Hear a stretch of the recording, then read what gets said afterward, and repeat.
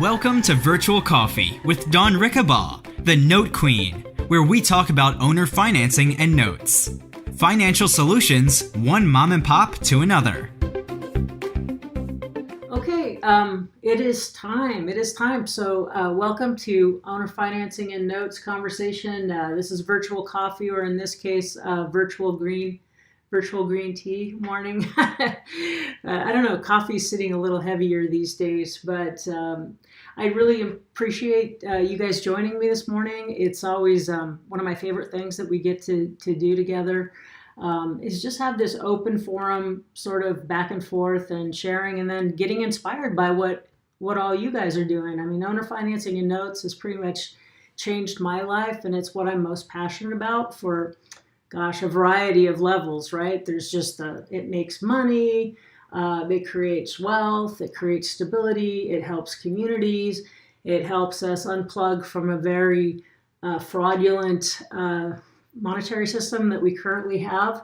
And I really, want to call your attention, if you don't know already, that the central banking system really is a fraud. There's so much information out there, and I really can't wait for the Federal Reserve to get audited and hopefully disbanded, and we have some sort of a financial reset of some kind that's honest, okay, and not financing, the multiplicity of endless wars and other very sad things that happen on the planet. So, but anyway, in the meantime, learning to do mom and pop deals,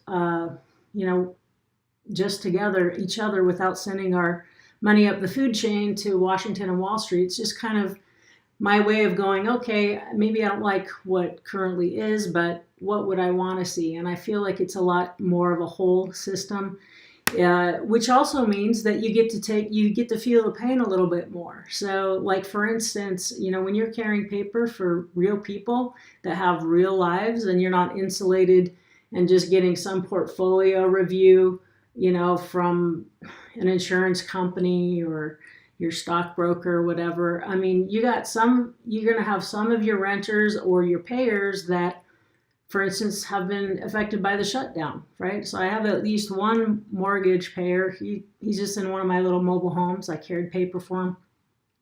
So, and you got to be willing to deal with that. But then that also brings it more personal, right? Because then it's like, if events happen out there in the world, they're on the news, but you go like, it doesn't affect me.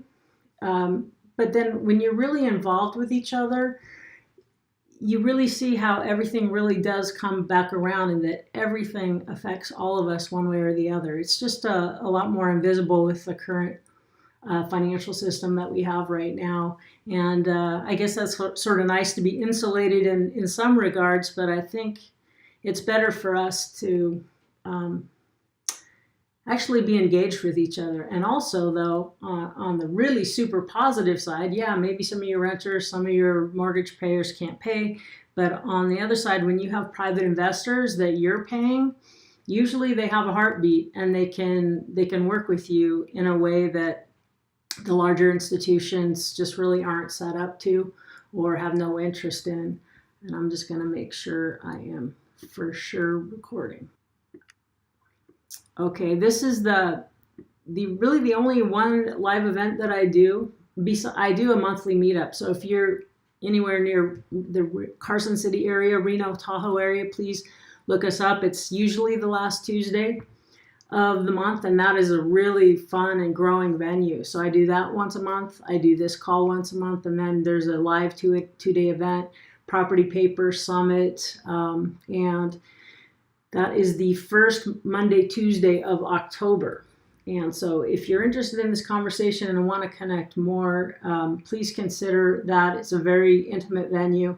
I think I can only sell, well, I have 42 seats, but that has to include some of my speakers. So likely I'm only going to sell 35 spots, but it's the last 2 years have been really better than I could have expected. So anyway, just letting you know to keep tuned on to that. And Axel, why don't you do a little bit of housekeeping so people know, and hopefully we'll have time to open up the lines. I know we have a few hot seats here. Did Christopher ever make it on here? 303 area code. I Not really, yet.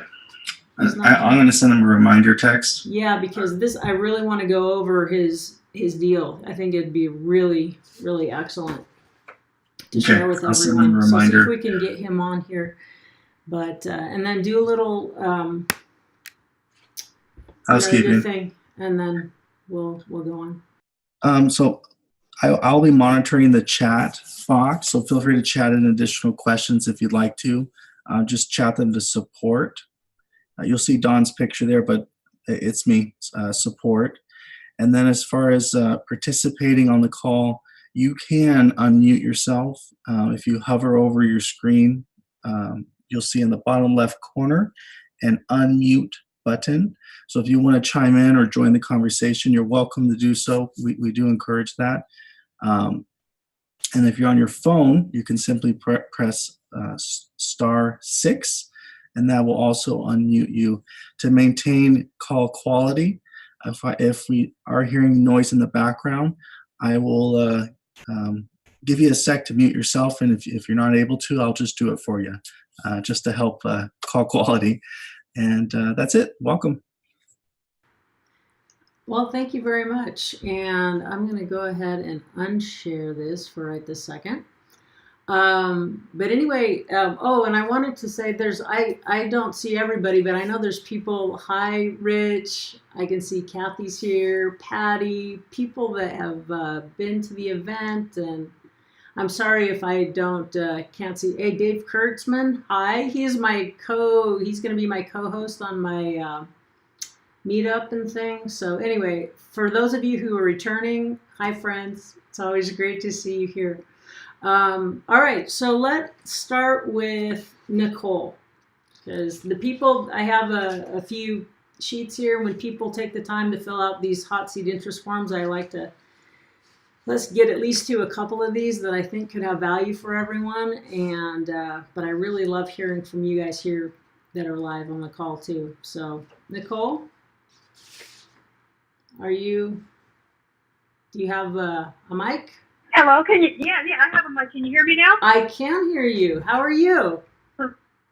Awesome. I'm here in Florida right now. You're in Florida. Okay. Well, give everyone the walnut size of why you're here this morning and what's on your mind.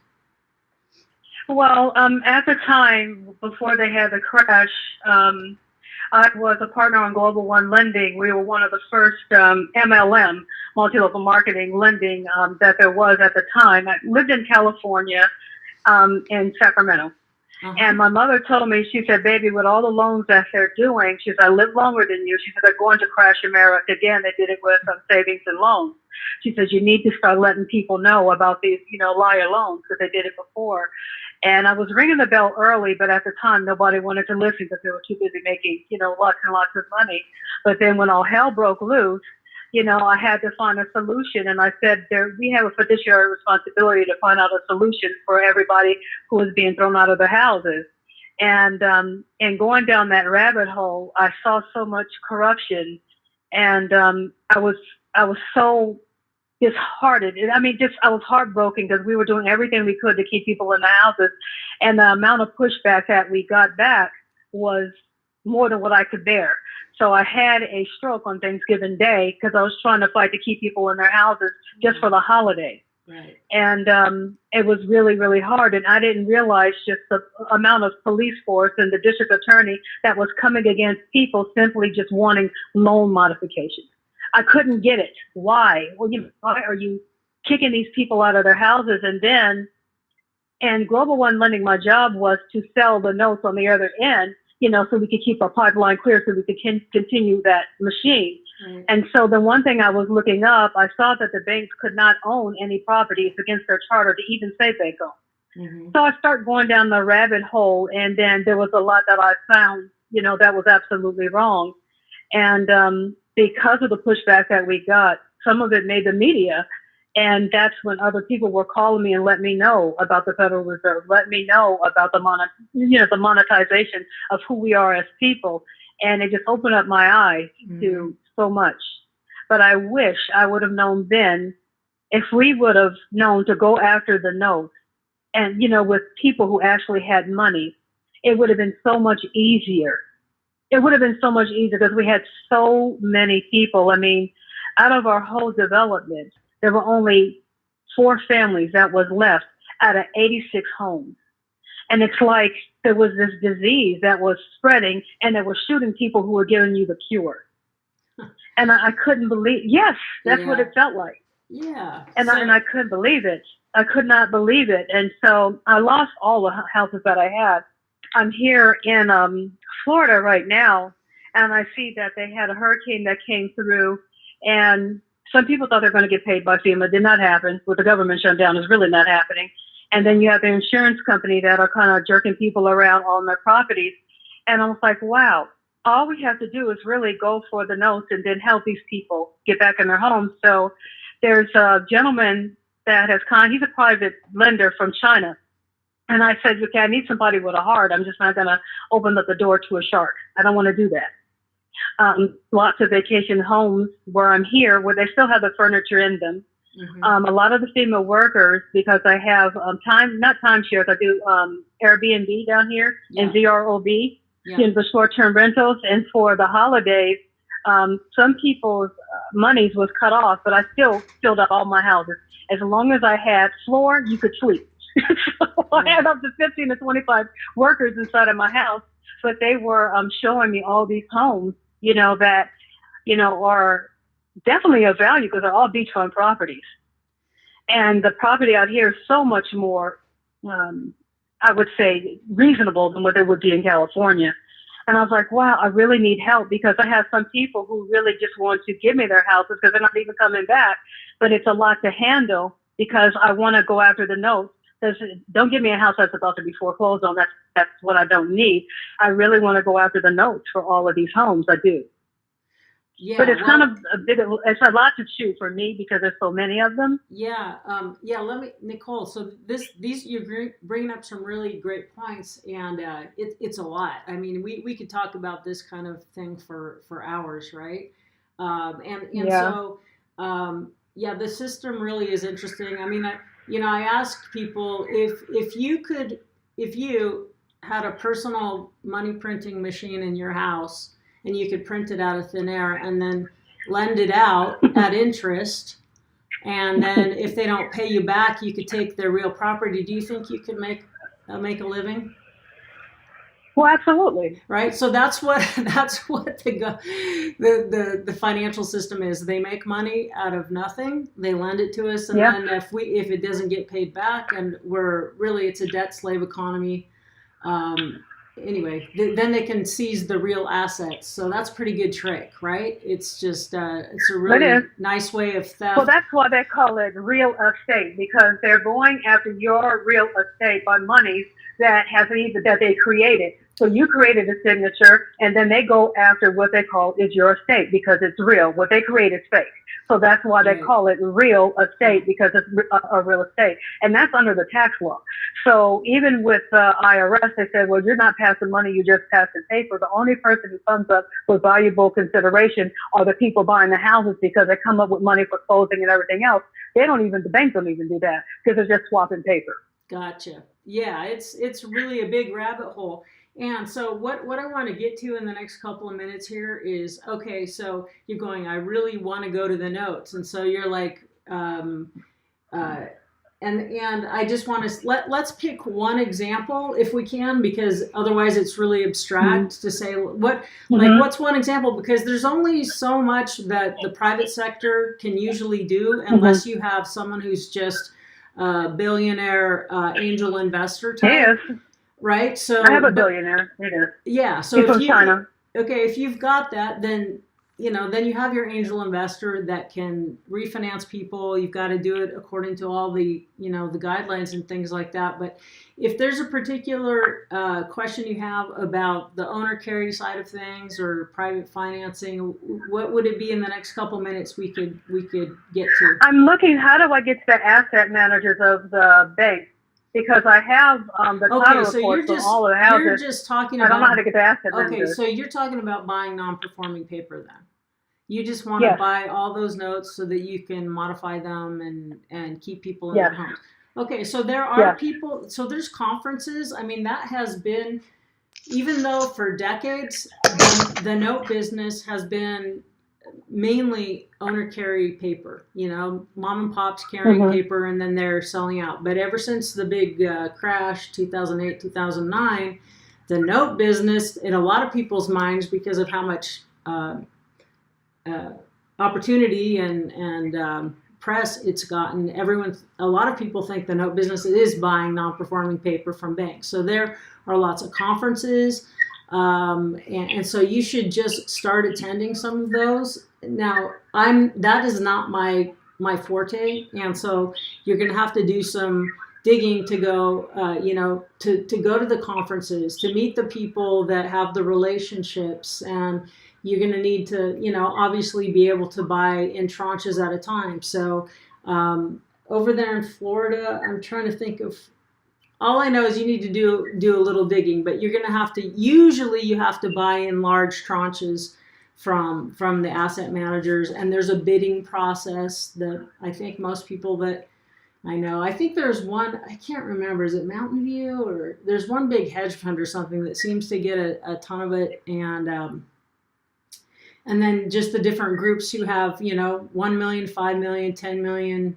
and above, they go and bid on these things. So, but that is not my forte, but that business requires you to just get out and about and rub shoulders with people, because the business is just connecting with the right people, right? And so if you, that's really what that is. There's a few people that have really done well just buying onesie, twosie, non-performing notes. They found a really great source, or, some people that, okay, we'll buy 5 million at a time, but we want to sell off half of it and we'll keep half of it, things like that. So it's very heavily relationship based. And if later on the call, if anybody, in fact, we are going to have somebody, I was just on the phone last week or earlier this week with a guy, Mike Rasica, who's over there on the East Coast, but he's up north a bit, New Jersey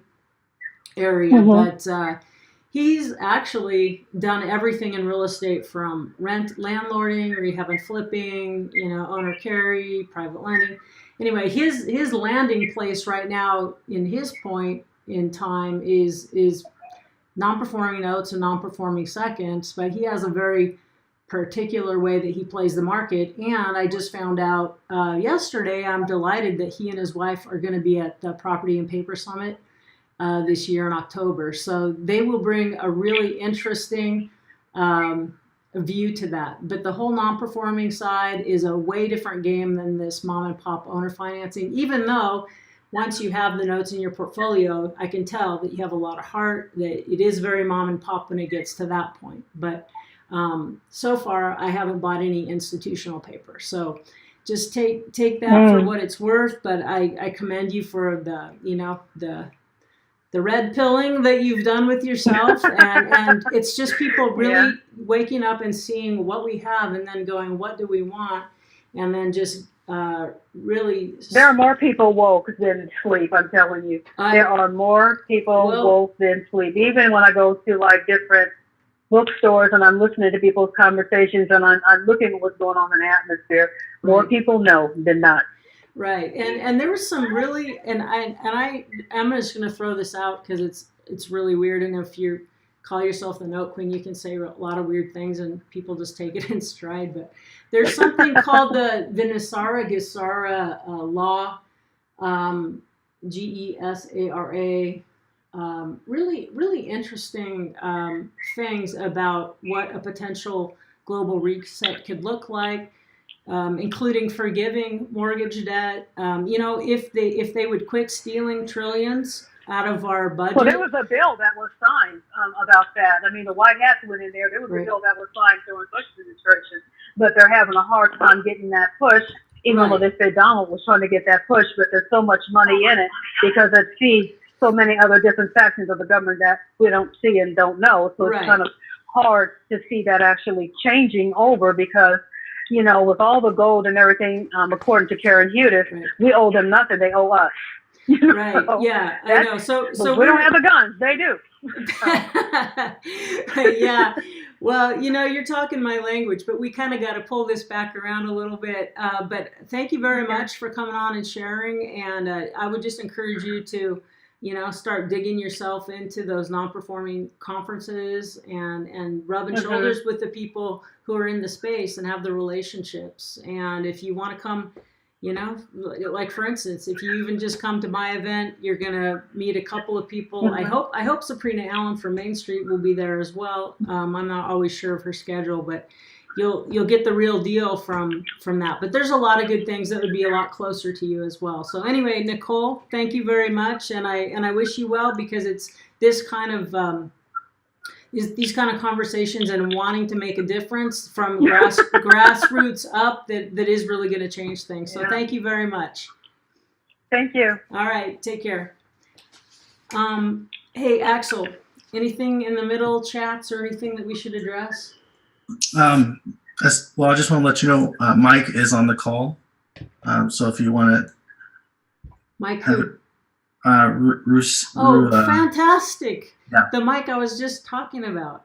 Oh, yeah, Mike, that is awesome that you're on the call. So why don't you answer that question? Why don't you address this for just, give us a couple minutes? Sure. Hi, Dawn. How are you? Hey. I was eavesdropping, and that was fantastic. I appreciate the nod. Yeah. So Nicole is right. We are able to buy these non-performing institutional paper at a serious discount, and our borrowers love us. We lower their monthly payment, we lower their interest rate, we lower their UPB, we wipe out their arrears if we want. Whatever we can do, we help these borrowers out, and it's been awesome. Luckily I got into this beginning of 2007. Kind of not knowing that the storm was happening, right at my fingertips, right. And I really lucked out. But back then we were buying paper that was originated back in 1998, 2000, 2002, and we started. I started buying in the beginning of 2007, and my whole family is involved in the business. I'm hoping my son can make it out there too to your event. Yeah. We're really excited to come out there, and it'll be great to have you, because see that you bring a whole different perspective than I. I only have my one vision, my one. Here's my niche of how I play it, and so it's just so valuable to know that there's a bajillion ways. I mean, the only thing that hanging around with guys like you and, at various times is like that my mind has been open just enough that if a mom and pop non-performer drops in my lap, then I'll take a crack at it instead of saying, yeah, no, not my gig, so I've done pretty well with the few that I've done. Others were break evens, but a couple were kind of nice home runs. So the more you hang around, see, I have to host an event so that I can learn. I can draw in people that teach me. Well, yeah, like you said, there's so many different facets, Right. And like Nicole was saying, go for the paper. I did start out in real estate back in 1999. I still own some rentals. I've got 5 units right now. The paper, in my opinion, is just so much easier. There's, I could just fill up my file cabinets with folders, but I can't fill up my portfolio with rentals. I'd pull my hair out. Like, it looks like maybe it's a little too late there. Anyway, yeah. So Dawn, I just wanted to say hello, and actually, I have one of my students on this call, Jack, who actually was the one who let you know that I was on this thing. And Jack is doing exactly that. He's digging around, trying to hit up banks, and he's one of my soldiers out there. So.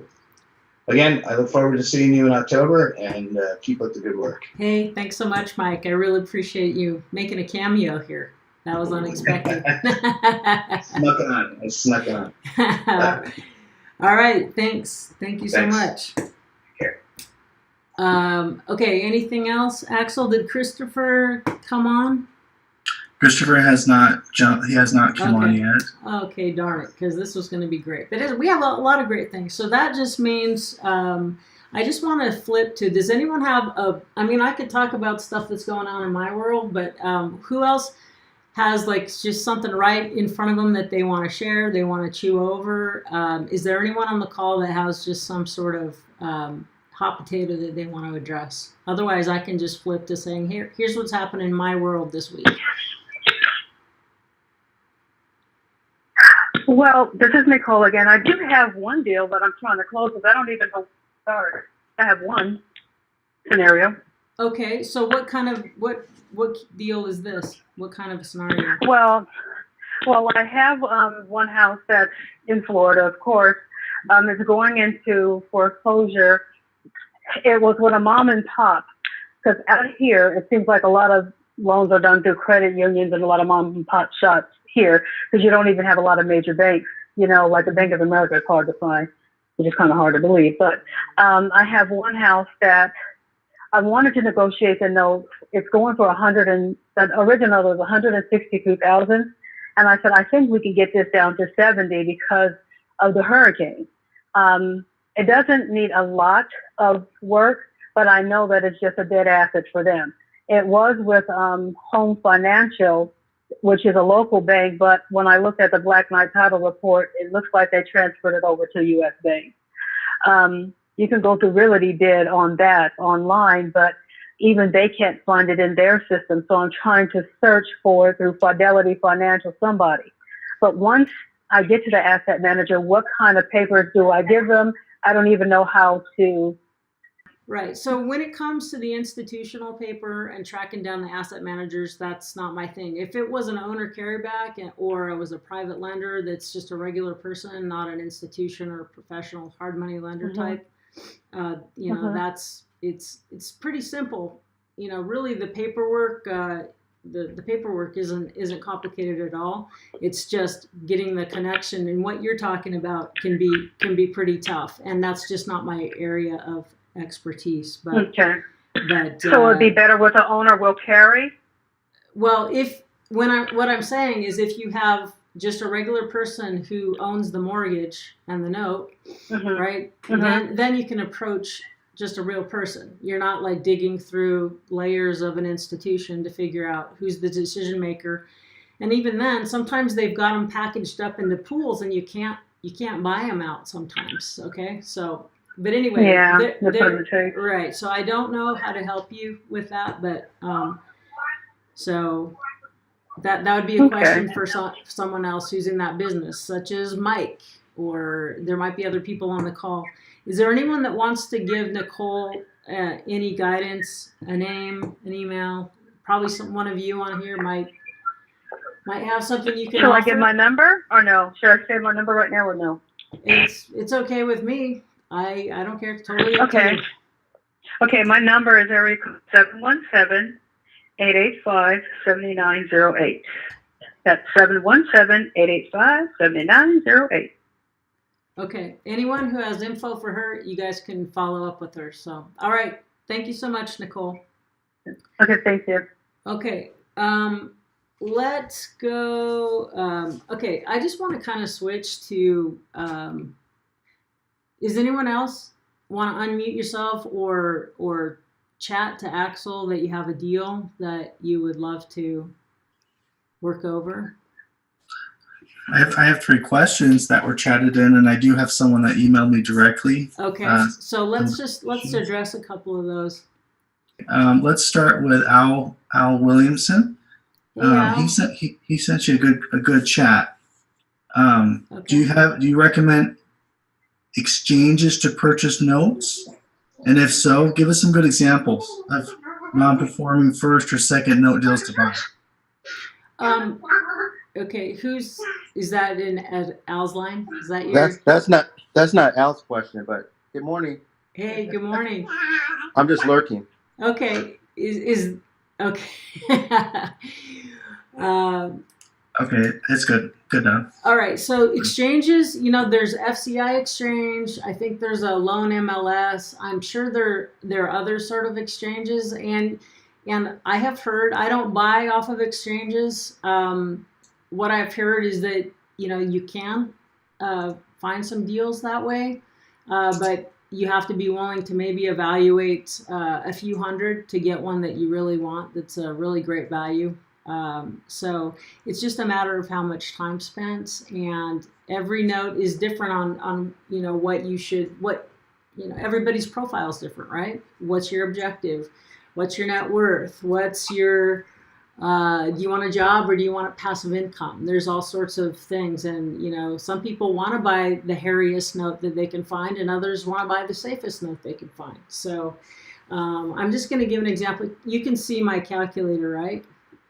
Okay, here's an example of just a note that I'm only just going with the things that are right in my brain because they're deals that I'm working on right now.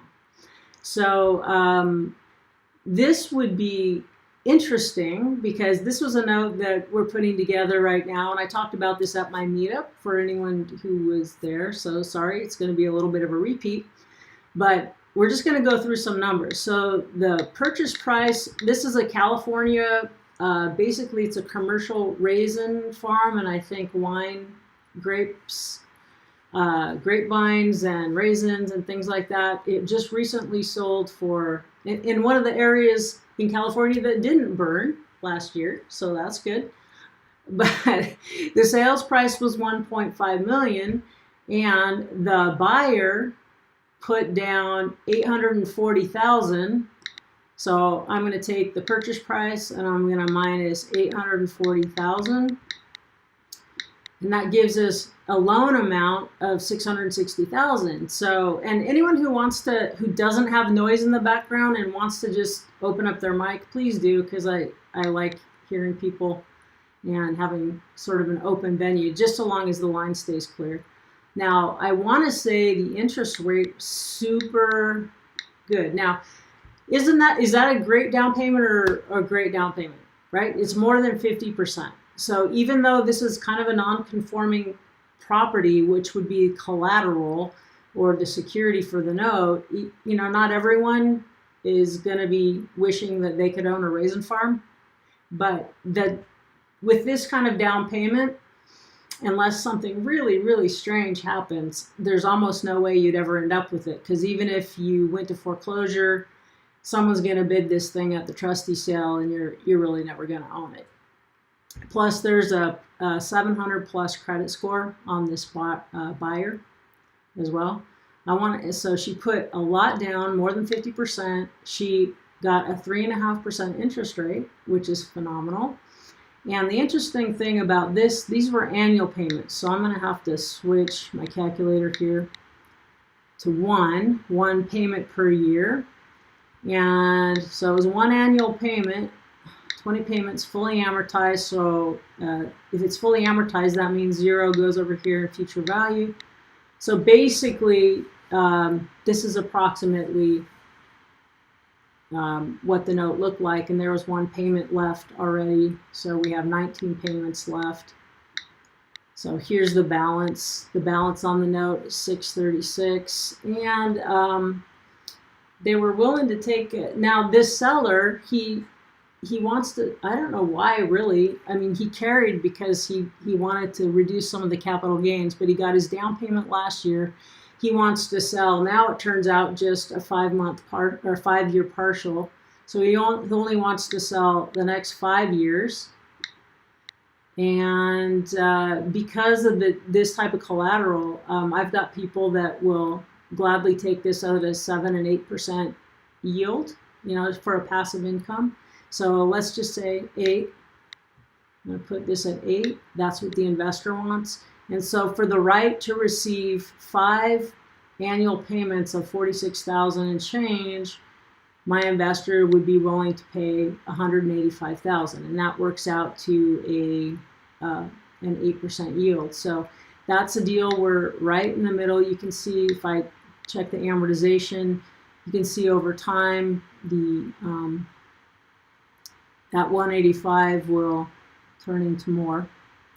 There's quite a bit of principal reduction. So it's more about, it's not just this yield, but it's also the fact when you buy a front end partial, you're pretty much guaranteed that you're the only one in line. not technically, but just how it tends to work out in my experience is that you're going to be the only one in line, the only one that's going to buy future payments, because I will guarantee that this guy is probably going to want to sell more payments, and it might be even at a better deal for the investor and things like that. So that is an example, a little different, but you can see there was a lot of strengths in the down payment. Interest rate was really, really low. So there is, if the face rate on the note was a lot higher, they'd get more for their notes. So any comments, questions on that real quick?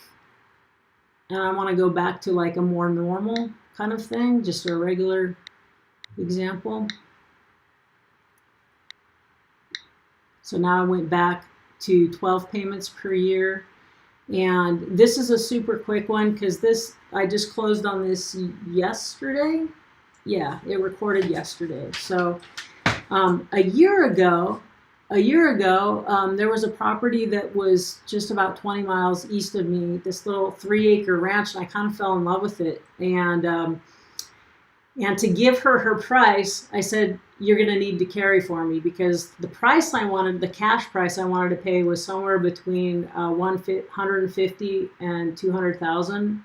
The ARV after repair value was about 420, and but it needed like at least 100 grand to put into it. So, and I really want it long term. So I said, look, I'll pay you. She had an offer cash for 225, but she really wanted to sell it to me because she could tell that I loved it and had long-term plans for it. And I said, look, I'll pay you 250, but you've got to carry. I need really good terms. If I'm going to give you your price, I have to have good terms. And so the purchase price was $250,000. I put down, I don't know, it's maybe 14% or so, but I put down $35,000 cash. That left me, this PV here's present value, that left me $215,000, and I said I need, in that 3 to 4 range. So she carried at 3.5 for me, which a lot of times sellers can. Now I can't go to most of my my private investors and ask them for 3.5 money, but you can ask sellers for that because they have the upside in the price of the property, and they also have other tax benefits that they can get. So it's a lot easier to get really good rate from the owner of the property than, like a private lender who's in the business, clearly. So anyway, I said I needed the payment to be as affordable as possible because it's not a flip. It's just going to be a long-term hold. There again, it was amortized over 30 years. That made my payment $965. And then she goes, but I do want a balloon at 20 years. So here's the balloon. At the end of 20 years, I would still owe her $97,000. So anyway, I was really happy with that. So that helps me, it doesn't kill me to carry that property. But then, so that was a year ago, January 2018. January of 2019, she says, look, I just found out I have brain cancer. I'm actually not sure if I'm going to make it. And I know my kids won't know what to do with anything. And I said, great. Then they need a payment stream. So don't sell this note. You're going to take a big discount. And she said, no, I want to get everything to cash before in case I die this year. So I go, okay. Well, I had put in a first right of refusal, just, hey, do you mind if you ever end up deciding to sell this note, that I have the first right to buy the note at the same price offered to any other arm's length investor. And so what that ended up being, and why I had told her I didn't think it was the best thing for her to sell the note, but it ended up being pretty close to 50 cents on the dollar. So anyway, she ended up selling it to me. So, so basically I had paid the note down to about 208,000, 50 cents on the dollar, 50% of UPB. And so I just, paid 104,000, and then there's the 35,000 of my down payment, and of course there's a year's worth of payments I've made. But you can see that now I'm down to about that 150-ish range that I was hoping to be out in the beginning because of all the work that needs to be done. But that's just one of those things that can come up if you just know a little bit about owner financing and notes, that can really make a big difference. She was happy with that. She was wanting to get out. At first she wanted the payments, but then she decided she wanted out, and that just by knowing how to put in that first right of refusal just added 100,000 to our net worth there. So that was really, really interesting and exciting. So anyway, just a couple, I have other things. So I hope that was a little bit helpful. I like getting the calculator up as much as I can so people get comfortable with it. Axel, let me take a breath. What else is happening? We have Gary still. Let me see if we can get him on the call here, unmuted. Gary, you there? Yes, I am. Can you hear me? I can. Hi, Gary. Hi, Dawn. How are you doing? I'm doing great. Tell us a little bit about you. We've got a few minutes here to talk about what you want to talk about. Oh, okay. I've been real estate since 2006. I own some multifamilies out of Huntsville, Alabama, New York. We sold those. I've been listening to you for a number of years. I bought your Praising Notes course maybe 6 years ago. I'm like really interested in doing what you're doing. So I had a few questions that I emailed to Axel. So any one of them that you're able to answer. Okay, Axel, let's read them off. Okay. You want me to read? Yeah, let's have you do it, Gary. It's probably better you do it anyways. Yeah. Okay. Yeah. Go ahead, buddy. I've listened to you in the past talk about the percentage that you work with your private investors. I was wondering, where are you able to find, the private investors that are, okay with getting those type of percentage? I know once folks reach a certain age, they're fine with, getting a reasonable interest rate above bank rates. But usually you go to RIAs and stuff like that, those guys are expecting, the kind of higher rates, of return on their money. Exactly. So where would I? Yeah. Okay, hold on. I got to plug in my laptop.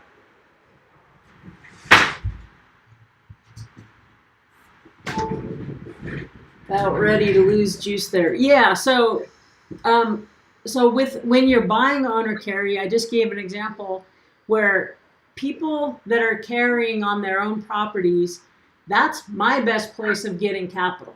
They're my favorite private lender if I'm buying a property, right? And a lot of times they're not people that are going to real estate investment clubs. They are, a lot of times 3.5%, 4%, that's matching the best investment they have in their entire portfolio. So the average person doesn't usually know how to make more than 3.5 or 3 or 4%, unless they're, doing something different than the average. So, but when it comes to my private back pocket investors that are my financial friends, the ones that I say, hey, I got a deal. I need, no matter how much money you have, you're going to run out of your own money. So it's really good to, the most profitable thing you can do is develop private capital partners. Because if I get a deal where I can buy it at even this one I just showed you, on the raisin, the raisin farm. If I bought it at an 8% yield and I have an investor who's good at 5%, there's a lot of spread in there for me to make some money, right? So, but I have not got them from the RIAs because everyone, people that are, you got to just, it starts with friends, family, professional associates. I've just put them together one investor relationship at a time, and then they tell their friends and things like that. But a lot of times people will develop self-directed IRA groups, so that you get money, people putting money into self-directed IRAs, then they're looking for notes and properties and different opportunities to grow those self-directed accounts. So a lot of people go after that kind of money. You know, you need to do a lot of educating in this business to get people to feel comfortable with the asset class. So, but mine has been just, I mean, it's rare that, you know, because at this point, I only need to pay 7 to 10% usually on anything, and so that gives me the ability to make a little bit of money, you know, in the business. If I have to pay everybody 10 or 15%, that doesn't make me competitive in the marketplace for the type of things that I'm doing. Does that make sense? Right. But like, Sure, right, sure. the fastest way to get investing in notes, especially without any of your own money, and creating a passive spread out of thin air, is to develop those capital partners. You know, take someone who's making, you know, 1 or 2% in the bank and say, look, but they've got to trust you, and they have to understand the asset, and you got to start somewhere. So I just started with one investor, one deal, step and repeat. Do it again, you know, and it just grows very organically. So that's my answer for that. Okay. And are your investors okay with you buying paper outside of their immediate local area? Are they comfortable with that? Yeah, everybody has their own underwriting. So I'll know that already. Okay, these people are only California people, or these people are only Western United States people, or these people are only, you know, up to 50,000. These people are up to 500,000. These people are only deed of trust states, no mortgages, you know, things like that. So I'll know, okay, when a deal drops into my lap, I'll go, okay, I've got usually 1, you know, 2 or 3 people I know that are potential candidates for that. So it just depends. But yes, I have stuff all over the place. I'm getting more local in a lot of what I do, more community centric. So that's why I'm doing more property deals with owner financing. It's still, a lot of it's passive, but it's local, because I want to make a difference. I want to have impact where I live. Anyway, so let's take another one from you, Gary. Let's do one more. Oh, okay. Good. Now I live in Queens, New York. I was looking at streeteasy.com, and they basically had the median income around here is 637,000. Like, so if I was to get a private lender, are we talking about basically for the acquisition of notes? Would I be fractionalizing for the acquisition, or? So you're talking about getting money together to buy big pools of notes? No, not pools. No, just like basically one like note. one note at a time. Well, that depends. It just depends. So just like a lot of hard money lenders, they'll do those fractionalized loans. You know, they'll do a $250,000 loan with 5 people who have 50,000 each, right? So you have a fractionalized loan. So I don't like that too much. I stay away from it if at all possible. I like having no more than one other person and myself in that deal, because then if things go sideways, which they sometimes do, because we're not on a Disneyland ride, you know, on the Autotopia, where no matter what you do with the steering wheel, you still go in the right direction, you know. So when things happen, there's decisions that need to be made, and it's easier if there's not a bunch of people involved. And then there might be some licensing issues you would have to explore, like what turns something into a security or not. Right. So, but I think some people would argue that everything's a security basically, but yeah. So, all right. Well, any last thing? We've got about 9 minutes left on the call. Is there any one other thing that? Yeah. Yeah. I can ask. So are you saying that basically it's for folks who have their price? Is that, well, what's the best place to source this type of paper? Is it the people who have their houses offering seller financing that you're buying them from, or Are you getting them from like So sourcing for property or paper or both? paper, for paper? Yeah. So a lot of times, so just like in the real estate business, like if you're a wholesaler, rehab flipper type person, you got to get your lead gen somewhere, right? So you have to decide, how am I getting my lead generation? How am I building my business? So am I going to do a lot of direct mail? Because you can buy lists or do your own research, and you can say, hey, who was the owner carry closings that I can look up, or so in some areas of the country there's not that many, in others there's quite a bit, like Texas, Florida tends to be a lot of owner carry paper in those states. Less so in other, to varying degrees, but so it's either direct marketing, it's relationship building. So if you don't already have deal flow, the easiest thing to do is to go to people who have deal flow. That's why people put their money with hard money lenders, because they have deal flow. Say, hey, get me on the list. Or there's people that, are involved in notes like me. I don't do a ton of brokering. I'm usually more of a partnering type person with my people. But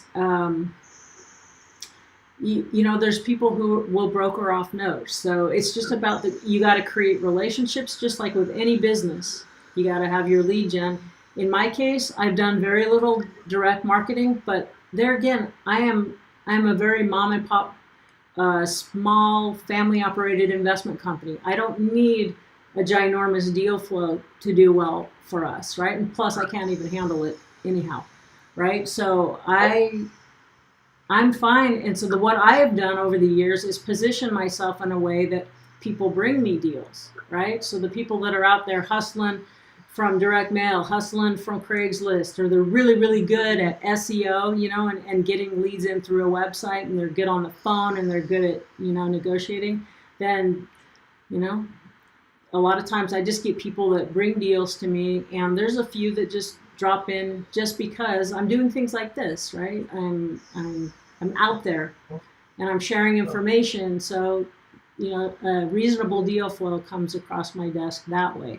But that's taken years to develop versus throwing a ton of money at a really good marketing campaign, or getting really, really good on the internet with websites and things. So anyway, I hope that helps. I hope that helps a little bit. And I want to thank you for being on and for being interested. This conversation just needs to get flushed out for people, so everybody that contributes and everyone who asks a question really adds a lot to this meeting. So Gary, thank you very much, and I wish you very well. Just don't stop until you crack the code, whatever's right for you. So Appreciate that, Don. all right, take care. All right, let's just open the lines up for anyone who wants to say hello a little bit. We got 5 minutes or so. Hello. Hi. Hi, how you doing? I'm doing great. Who's this? Okay, my name Randy. I'm calling from Ohio. Hi, Randy from Ohio. Yep. Hey, I just had a question. Do you have like a template, or what do you use when you're selling a partial to a investor? Because I'm kind of running into it, because up here in like Ohio, like the Cleveland, Akron area, the property up here is a lot cheaper than out west. And sometimes I run into a problem where I'm kind of getting stuck where I can't get any money because the banks won't finance, and hard money wants like almost 10 or 15%. And so I'm trying to take the avenue of selling off partials, because I'm previous and still is a landlord. So I was like, hey, I'm just going to create my own notes. And now I'm running in kind of stuck. So I want to sell off partials, but I don't have like the direction or the template. Like, what do you use when you actually do the transfer of it, or when you offer it to a investor?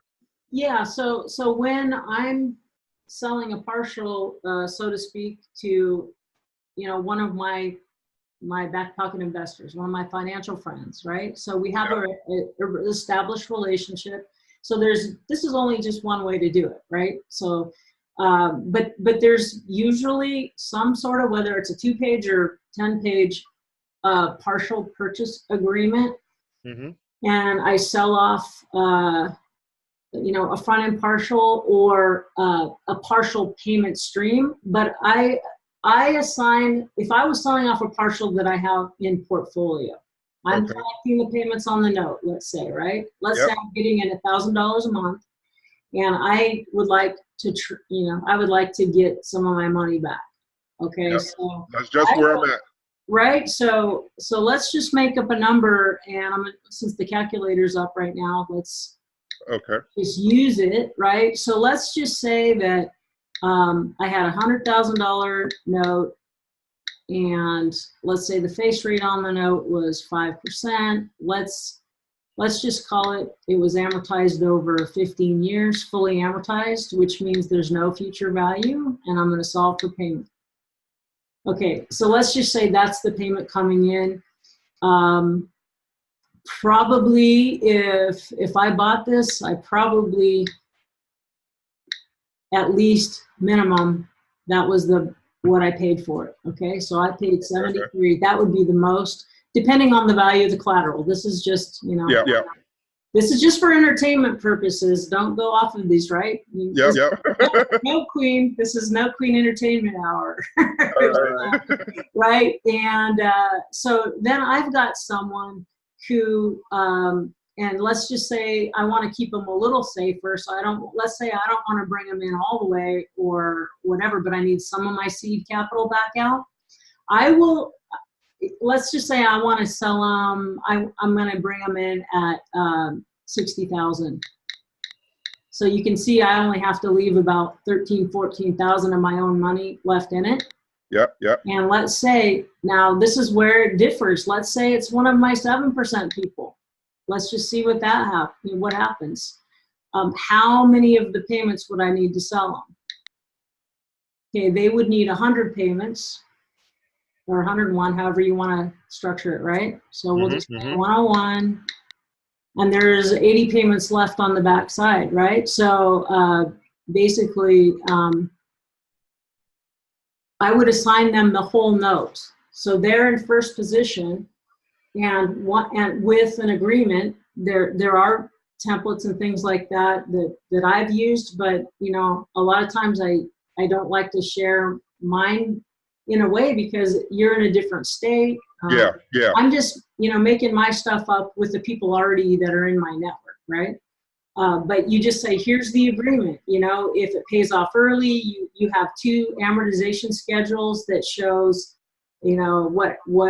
what happens to the numbers when it pays off early, who's owed what, and it's already established right from the beginning. But the important point is that my investor, who's putting up the bulk of the money, I always put them in first position, and the way I retain my position is through a servicing agreement. So I still continue to bring in the payments, because instead of selling them the first 101 payments, maybe I'll sell them just part of the payment. So if they bring me 60,000 and they only need, I'm out of disk space, whatever that means, probably my recording's dead. How much of the payment do they need? Okay, great. So I can bring in $60,000, and out of that 790, in order to give my investor over the next 15 years, all they need for their 7% yield is 539. I still Okay. in first position, but through a servicing agreement, I keep the spread. And then we have, an understanding of because the amortization schedules are already set up ahead of time, so that if the note pays off, if it goes into default, all the what ifs are already handled. So that's how that works. Does that help a little bit? Yeah. Yes. So, and all that is set up through a service company. Yeah, that's especially if you don't have relationships, you have to go through, it's really wise to go through a third party to hold the paperwork and to handle the payments. But a lot of times I handle the payments directly, or it goes to a servicer, to me, then to my investor. Okay, gotcha. But the end protection on the collateral is always the investor. So Okay, gotcha. if something happens to me, they can take over the asset, So Okay. I want to make sure the front end person is taken care of. And I guess technically, if they were jerks, they could say you're out. But that's about why you develop relationships of doing business with people you know, like, and trust. So Okay, it gotcha. goes both ways. So anyhow, thank you, Randy. That was an excellent question. Thank you so much. Yeah. Well, good luck with all of that. There's no end to what we can make up. It's just about creating financial solutions, one mom and pop to another, what works, what's fair, just balancing risk and reward. And thank you so much for being with me. I just want to remind you to use your power for good. And you guys have a good day, and hopefully we'll catch you next time. Thanks again. Thank you. Bye-bye. Bye-bye. You've been listening to Virtual Coffee with Dawn Rickabaugh. For more, please visit notequeen.com.